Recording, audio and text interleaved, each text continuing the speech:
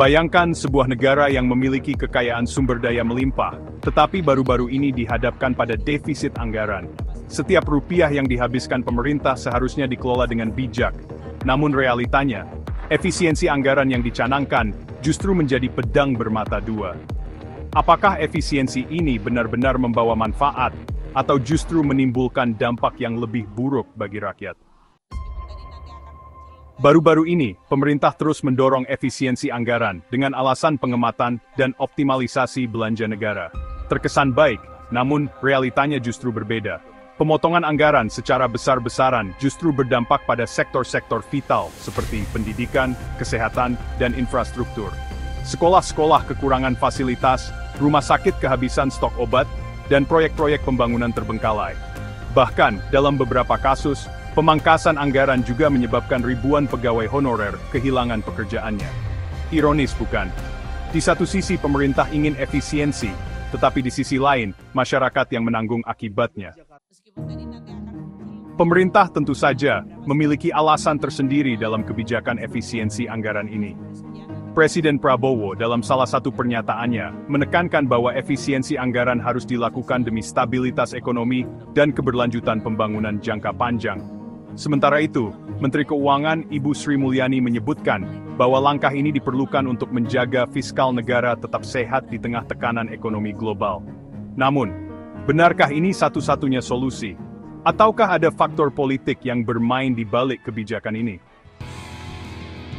Tidak bisa dipungkiri, kebijakan efisiensi anggaran seringkali tidak murni hanya soal ekonomi. Ada unsur politik yang kuat di dalamnya. Saat pemerintah berusaha menghemat belanja negara, ada kepentingan tertentu yang tetap mendapatkan porsi anggaran besar. Beberapa proyek strategis nasional misalnya, tetap berjalan meskipun sektor lain dikorbankan. Selain itu, efisiensi anggaran juga kerap dijadikan alat politik untuk memperkuat posisi pemerintah di hadapan masyarakat dan lembaga internasional. Dengan menunjukkan bahwa negara mampu mengelola keuangan dengan ketat, pemerintah berharap dapat meningkatkan kepercayaan investor dan lembaga keuangan dunia. Tapi, apakah rakyat harus menjadi korban dari citra yang ingin dibangun ini? Lalu, bagaimana seharusnya solusi yang tepat? Ada beberapa langkah yang bisa diambil untuk memastikan efisiensi anggaran benar-benar bermanfaat tanpa merugikan rakyat. Pertama, transparansi dan akuntabilitas harus diperkuat. Pemerintah harus membuka laporan penggunaan anggaran secara rinci, agar masyarakat bisa menilai apakah pengelolaan keuangan sudah tepat sasaran.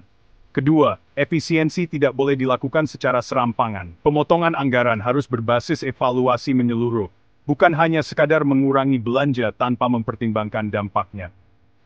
Ketiga, reformasi birokrasi mutlak diperlukan. Bukan hanya memangkas anggaran, tetapi juga memastikan bahwa setiap rupiah yang digunakan benar-benar efisien dan tidak menguap ke kantong para koruptor.